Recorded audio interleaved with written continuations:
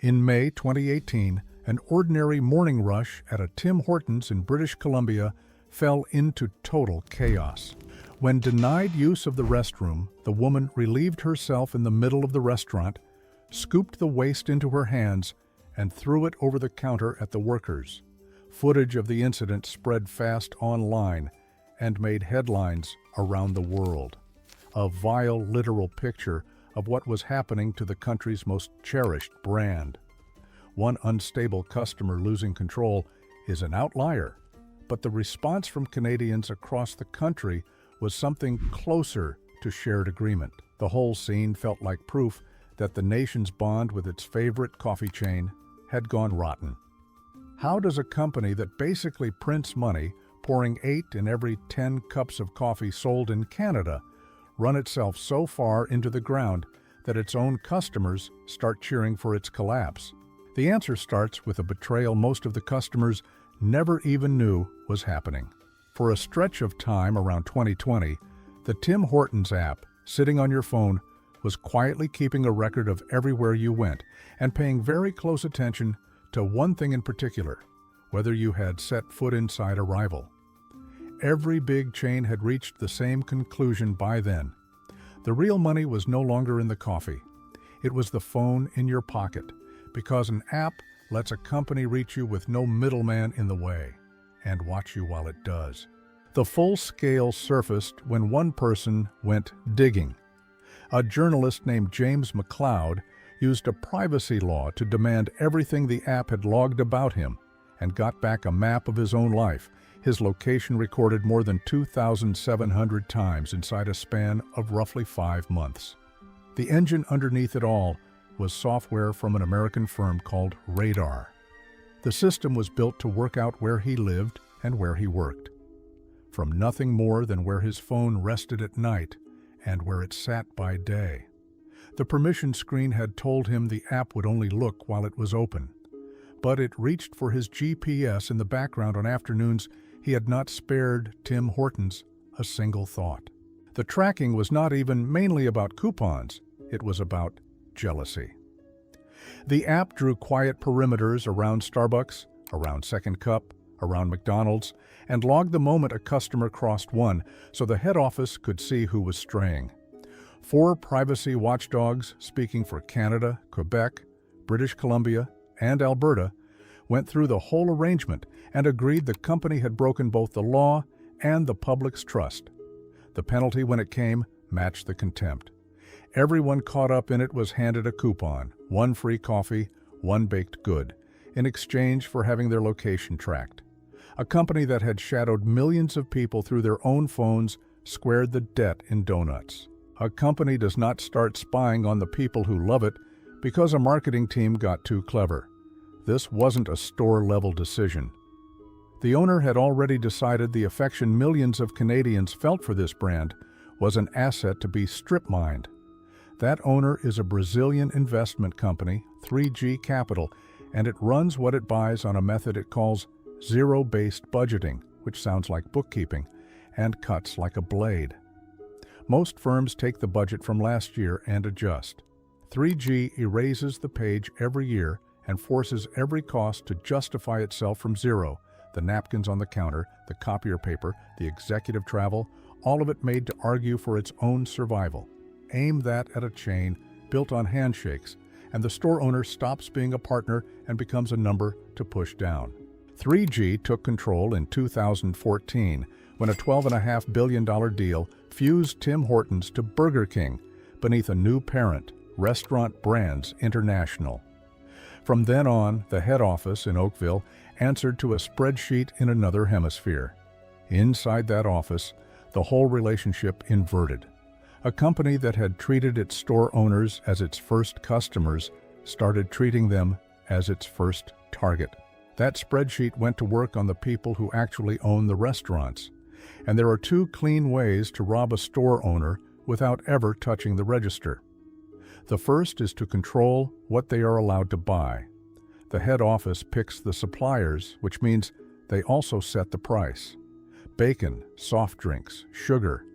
Under the new regime, it all climbed far past what the goods were worth.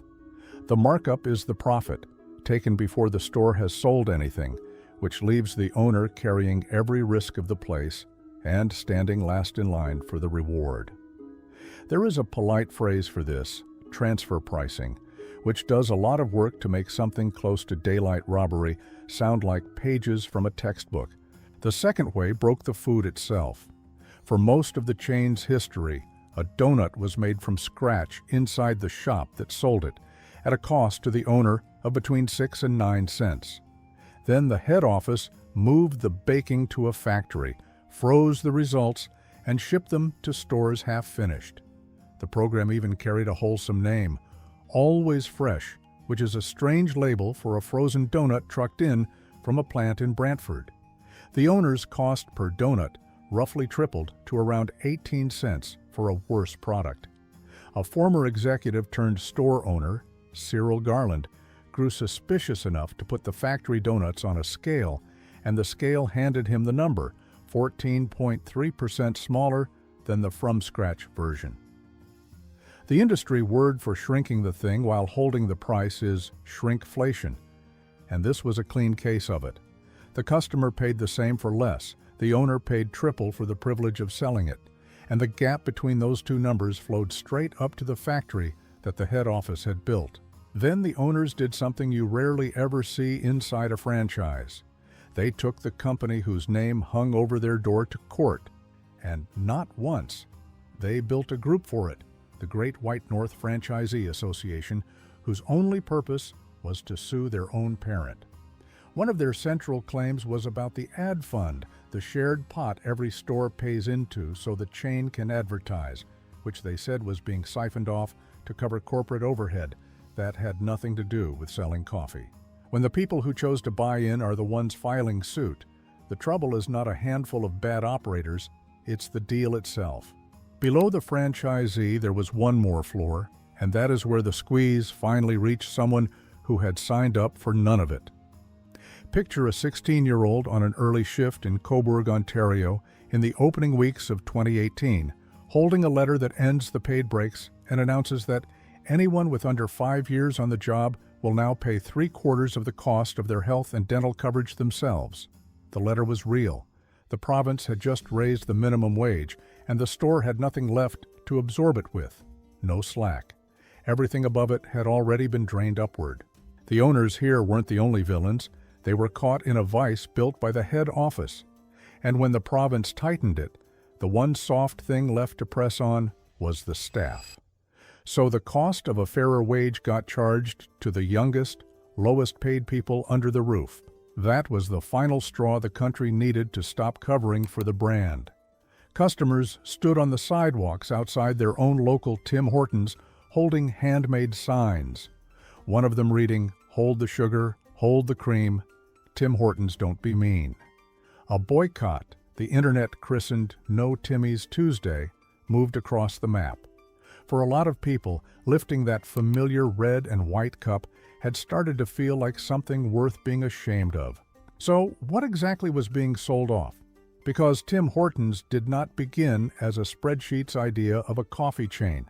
It was the complete opposite. Two men built it, and neither of them was an accountant. One was Miles Horton, a defenseman for the Toronto Maple Leafs, a helmetless throwback who used to haul the puck up the ice himself, and who opened a coffee shop because hockey in the 60s did not pay enough to retire on. The other was Ron Joyce, a policeman who left the force, took over the Friars, and turned one storefront into a national habit. The rule Joyce ran the company by is the one to hold on to, because everything that came after is the sound of that rule being torn up. He held that the people who owned the franchises were not staff to be managed but partners, and by his telling, the most important person head office served was never the customer at the counter. It was the owner behind it. You could feel that rule in the room. The mugs were ceramic. There was a smoking section, a wall of regulars with their newspapers, a booth where the local team landed after practice. And in the small hours, the back of the shop turned into a real bakery, flour by the sack, mixers running, fryers full, one trained baker turning raw dough into honey dips and walnut crunch a few steps from the register, So the thing in the display case had been dough that same morning. That baker was the whole point of the place. Freezing him out to shave a few cents off labor is where the long slide quietly begins. Joyce ran it that way for 20 years, flying his own plane into small towns to walk into stores unannounced and pour stale coffee down the drain himself. He only got 2 decades because in 1974 his partner lost control of his De Tomaso Pantera on the highway home from a game and was gone at 44. Joyce handed the widow a check for $1 million and the keys to a Cadillac. He took full control. The Standard held as long as he did. Then he stepped back. A merger with Wendy's had already begun pulling American corporate habits into the business, and the executives who inherited it looked at his fixation on fresh coffee, from-scratch baking, and saw money lying on the floor. The coffee was supposed to be the one untouchable thing. It was the entire business, the same taste in every cup, in a country where this one chain poured most of the coffee sold. That sameness came from a single roaster, a supplier called Mother Parkers, and rather than keep paying an outside company, the head office decided to roast the beans themselves and keep the margin at home. In doing it, the company changed the one thing a coffee brand can never safely change: the taste of the cup a whole country had wrapped its mornings around. And it changed it at the worst imaginable moment, because McDonald's had just turned its own coffee from a punchline into a weapon. McCafe went nationwide. In a single year, the giant across the parking lot was on pace to pour close to 200 million cups for Canadians, and it gave away 100 million more free. Then came the rumor Tim Hortons couldn't kill, no matter how hard it denied it. The old blend had somehow ended up in McDonald's machines. People believed it because they were ready to. The dependable cup had already walked out on them. They were just guessing at where it had gone. Strip a company of the thing it was best at, and it does not sit quietly with what remains. It panics. Having lost the coffee crown, head office reached for the opposite of focus and tried to sell everything at once, which is how a coffee chain ended up installing pizza ovens in kitchens that had never been built for anything slower than a toaster. Think about what that does to the one thing the business actually ran on, which was speed. A morning drive-thru survives on orders that take seconds to hand over, and a flatbread is not that. It has to be built and it has to bake, and while it does, the whole line stops dead.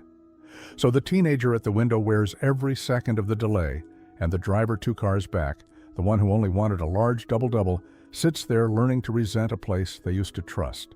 The pizza was only the loudest symptom. The menu board grew so crowded with wraps and bowls and wedges and Beyond Meat burgers aimed straight at A and W that the medium double-double, the drink the whole chain was built on, got buried so deep you had to hunt for its price. None of it filled the hole, because you cannot patch over a missing identity with more menu items. When the flailing peaked, the company phoned Justin Bieber, put his name on a box of Timbits, and watched Timbibs sell out. It moved product. It also said the quiet part out loud. A brand that spent decades as the most trusted name in the country does not rent a pop star's cool unless its own has run dry. The campaign ended. Everything underneath it sat exactly where it had been. There is a version of Canada where 3 things anchor every small town: a rink, a church, and a Tim Hortons. 2 of them still answer to the people who fill them. The third answers to an investment office most of its customers could not find on a map, in a country most of them will never visit, run by people whose one real talent is calculating how much can be pulled out of something Canadians love before Canadians finally say, enough. Worse coffee didn't cost them the country. A broken promise did, and nobody had ever written that promise down. A hockey player and an ex-cop built the business on the idea that the person pouring the coffee and the person drinking it stood on the same side. The owners who came later looked at that same loyalty and saw a balance they could draw down. They mistook a country's patience for permission. For a long run of years, they were right about that, which is the ugliest part of the whole story. Right up until the morning, the patience ran out and a whole country began quietly hoping they would lose. So here is the thing worth sitting with. Every Canadian chain got offered the same deal Tim Hortons took. Go global, cut the corners, sell the loyalty for margin, cash the check. One Canadian burger chain got that exact offer at the height of its fame, with the whole continent open in front of it, and said no on purpose. It stayed small, it stayed home, and it stayed loved. And the reason it turned the deal down is the mirror image of everything you just watched happen here. That is the video sitting next to this one, and it is the one that shows you what Tim Hortons could have been.